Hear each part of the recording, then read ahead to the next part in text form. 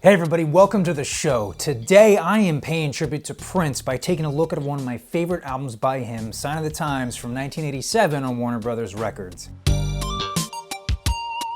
To understand this album, you gotta realize that Sign of the Times was a result of two different projects. Following the release of Parade in 1986, Prince started working on the next Revolution album titled Dream Factory. This was going to be different in that he allowed way more creative collaboration between him and the band. By July of '86, the album was nearly complete, but tensions continued to grow between him and the Revolution, and by October he fired them, and thus shelving that album. At the same time, Prince was experimenting with a new style of singing where his vocals were raised in pitch. He recorded 8 songs in this style and planned on releasing them under the pseudonym of Camille. But in Prince fashion, at the last minute, he canceled the release. However, an unknown amount were actually pressed to vinyl, and one copy of the double LP recently went up for auction and sold for over $24,000. I should mention that it was part of a 19-piece lot of unplayed Prince records, but the others were commercial release, so it's safe to say someone paid a pretty penny just for that one album. After canceling Camille, he took 3 of the tracks, plus about 9 songs from the Dream Factory project, and then added some newly recorded songs, combining them all into one 3-LP album titled Crystal Ball. When he presented this to Warner Brothers, they rejected the massive album, expressing their doubt that it would sell well as a 3-record set. As a compromise, Prince trimmed it down to a double LP, gave it a new name, and thus Sign of the Times was born. It was released on March 31st, 1987, and while it garnered critical praise,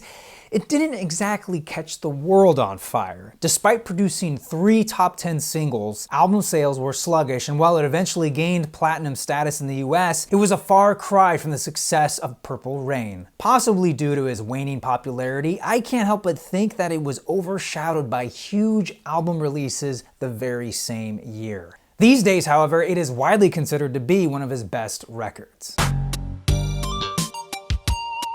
Moving on to the cover. Oh my goodness, I just love what's going on here. I love the fact that Prince is half cut off, out of focus, and this is the main draw of the album. Nowhere on here does it say Prince, although I will mention that original issues, or at least some copies, came with a little sticker that said Prince, Sign of the Times, specially priced 2-record set. On the back, you have produced, arranged, composed, and performed by Prince, and then here are the song listings. And despite it being a double LP, this was not issued in a gatefold jacket. I am assuming that's to save on cost because Warner Brothers were already concerned about 3 LPs. I can't imagine they were happy with a double LP. But what is cool is that it comes with full color picture sleeves for each record. So here you got Prince on one side looking very studious in this lovely shirt, almost a turtleneck, and you have lyrics on this side. And then on the other one, you get a kind of an interesting shot. I know they use some of this for some of the single releases. I love these shoes, by the way. And you get lyrics on the other side. I love the contrasting printing there, black with pink, and then sort of that, I don't even know if that's not really pink per se, but that sort of pink with black. Really sharp looking. And some copies actually came with a postcard asking you to join the Prince fan club. I didn't get this. It could be because someone actually joined it, sent away for it, or it just got lost over the years. The labels themselves are kind of your basic Paisley Park labels that were very common on a lot of Prince records of this era. Nothing too special about it. Overall, I gotta say, I do like this album cover. I just love how busy it is and sort of like the aftermath of a gig and Prince is just walking away. I don't know, there's something about it that is really captivating. There's so much to look at, and I just really dig it. My only gripe with it is I wish it was a gatefold LP. All right, get into the good stuff. The album opens with the title track, Sign of the Times. Now pay attention to the opening rhythm sequence because he will reference this later on the album.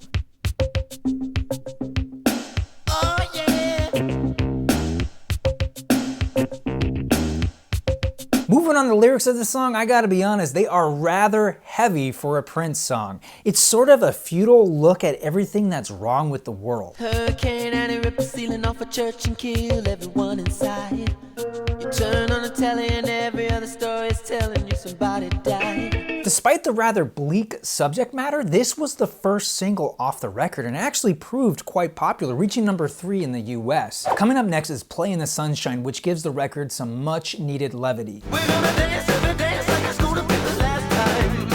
We got you. Play in the sunshine. There are just so many fun elements to this song, from the piano to the driving bass to just the way he's singing it.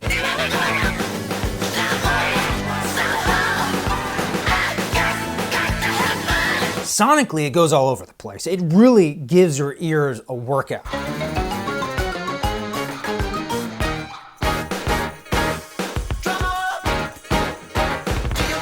And I love how it breaks into this little a cappella section.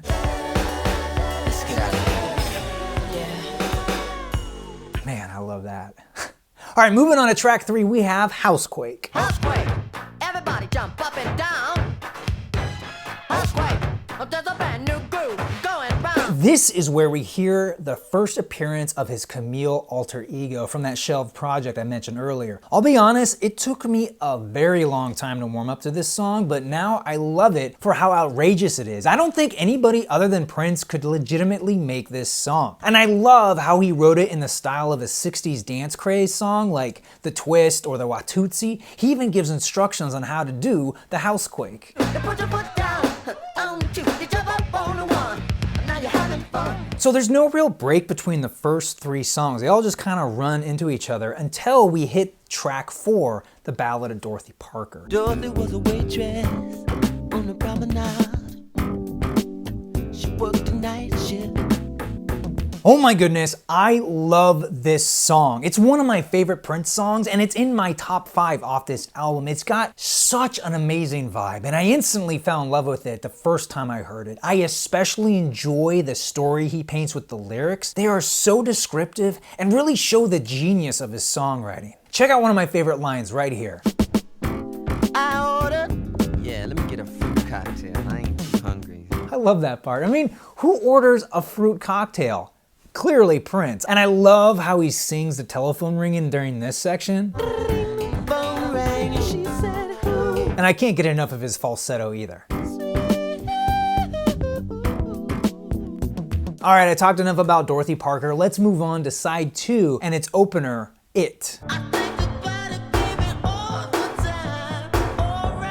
What's interesting is that it's equal parts over the top but understated.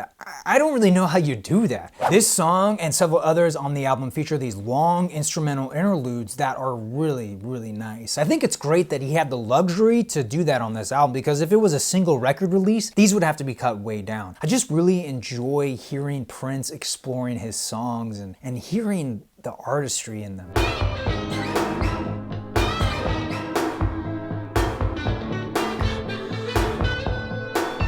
Up next is one of my all-time favorite Prince songs, Starfish and Coffee. Starfish and coffee, maple syrup and jam, butterscotch clouds and a tangerine, a side on a ham.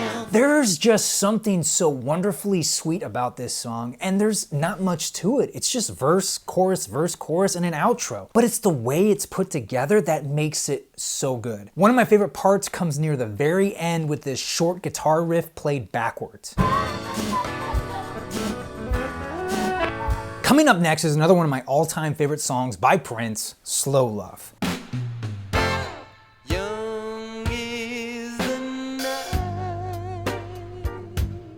Okay guys, listen up, because this is 101 on how to make a slow dance ballad. Oh my gosh, the horns, the drums, the vocals, the guitar, everything about this is so perfect, right on point, and the horn riff, it just sends me over the top. Check it out.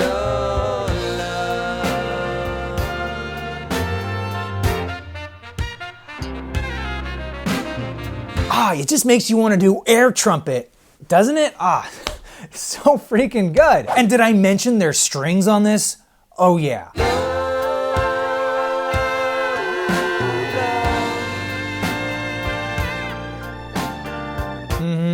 Enough said. Track 4 on side 2 is Hot Thing.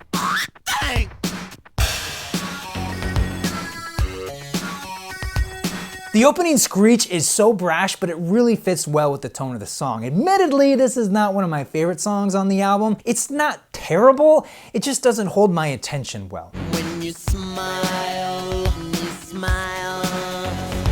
you smile. I will say that the saxophone part is great.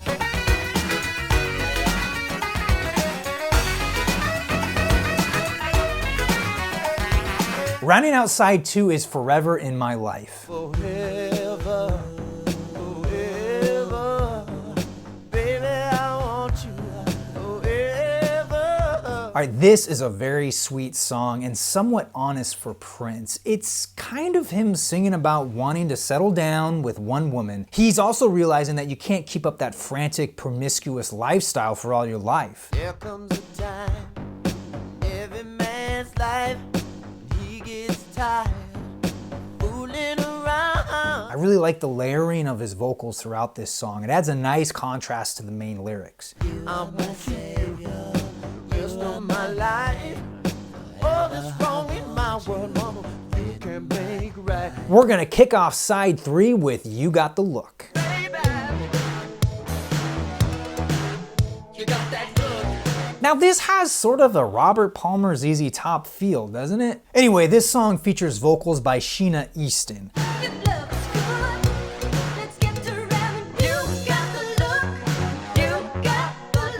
This was also the highest charting single off the album. It's certainly not my favorite song, but I can understand why it sold so well. All right, moving right along, we have If I Was Your Girlfriend. If I was your girlfriend, would you remember?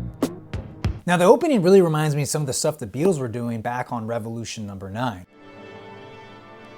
Look at the bag you saw here, ladies.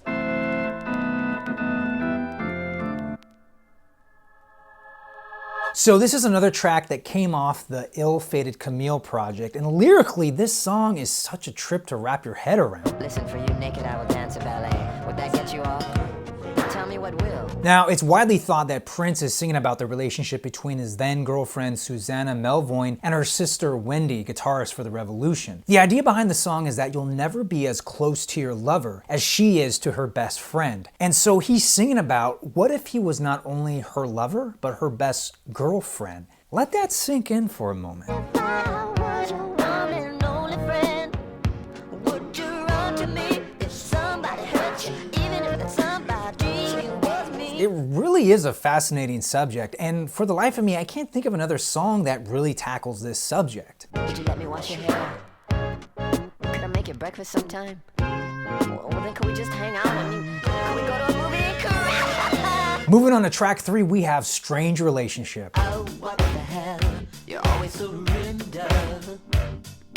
What's this strange relationship that we hold on to? It's interesting to note that it was originally recorded in 1982, but he kept it in the vault until bringing it back out in 1985 and reworking it with Wendy and Lisa. Now that version was going to be included on the Dream Factory project, but once he fired the band, he then reworked the song again for the Camille album, only to tweak it one more time for this record.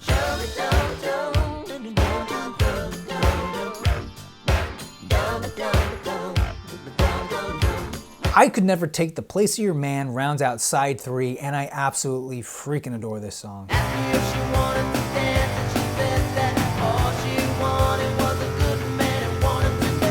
Oh my gosh, I just love the drums and the guitar and even the hand claps.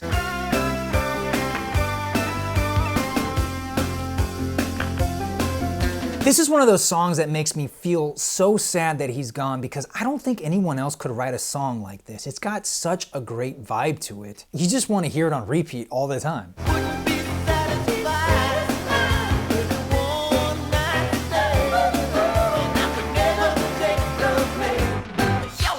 This was the 4th and final single off the album, and it's another one that was recorded in 1982. All right, flipping over to side 4, we have The Cross.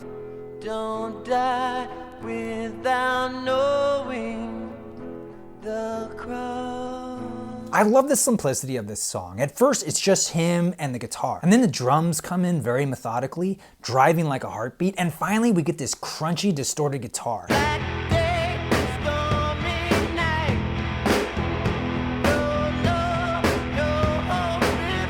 Coming in hot at number 2 is It's Gonna Be a Beautiful Night.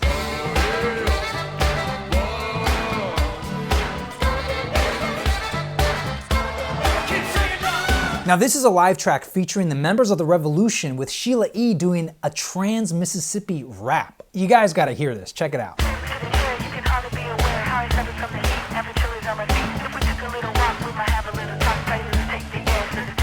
I love this crazy bird call and response he does with the audience around the 2-minute mark.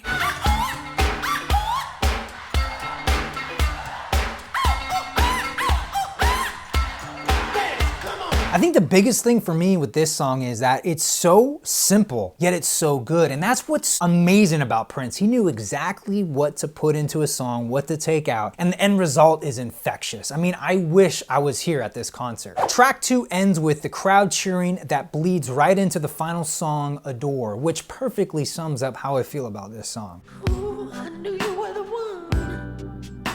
That night I had to call you. I was rapping till the sun came. I am at a loss for words. This song is just incredible. It's a beautiful way to close the album.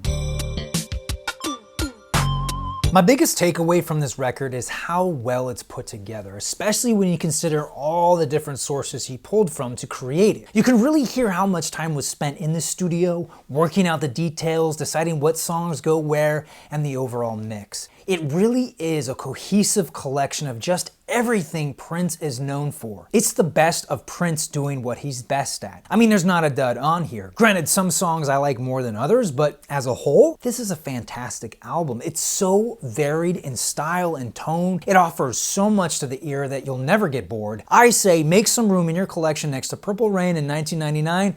You won't regret it. At the very least, you gotta check out this album. It is so freaking good. Real quick, on a personal note, I just want to express how hard Prince's death hit me. Honestly, it took me about 5 or 6 months to really accept that he passed away. I kept thinking it was a joke or some sort of publicity stunt. I mean, after Bowie, we lose Prince? That just doesn't make any sense. That's somebody's cruel joke. But the worst part is, I feel I took him for granted. I mean, growing up, I was aware of Prince. I think one of my first songs I liked was Raspberry Beret, but I never really got past his big hits. I just always thought, yeah, he's good, but he's not necessarily for me. But it's only been in the last couple of years that I really started to appreciate Prince and really dive into his catalog, and oh my gosh, did I become a fan. But it all feels a little too late because now he's gone and I'll never get the chance to see him live.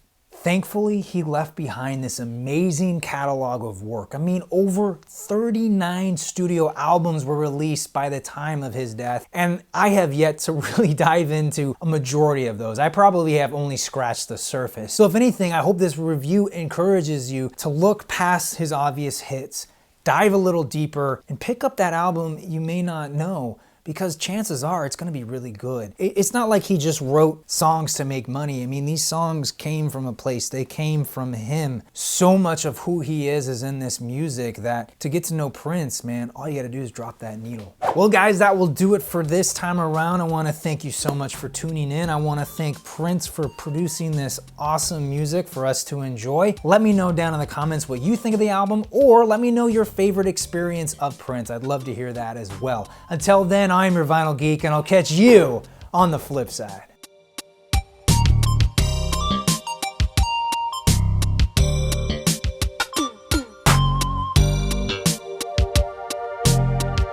Hey everybody, thank you again for tuning in and checking out my review of Prince's Sign of the Times. Now, if you're hungry for more, might I suggest checking out my Mixing with the Geek episode where I show you how to make a starfish and coffee, which is a cocktail of my own design, and I was inspired by the song of the same name. Go ahead and click away. I'll be sitting here enjoying my own.